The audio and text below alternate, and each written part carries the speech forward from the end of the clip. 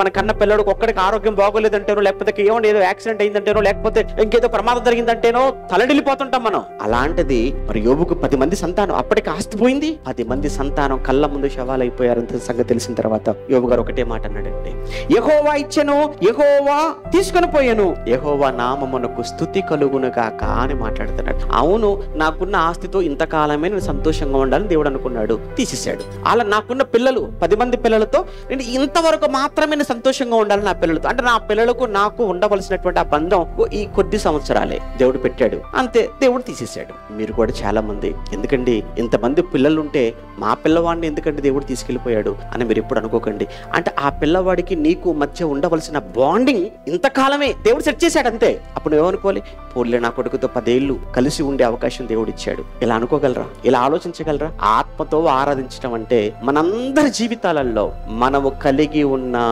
మనం సంపాదించుకున్న, మనకున్న బంధాలు, వీటన్నింటిలో కూడా ఫస్ట్ ప్రియారిటీ, మొదటి స్థానం, మొదటి ప్రాధాన్యత ఎవరికి ఇవ్వాలి? దేవునికి. అలా మీరు దేవునికి ఇవ్వగలిగినప్పుడు మాత్రమే మీరు దేవుణ్ణి ఆరాధించటానికి అర్హులు.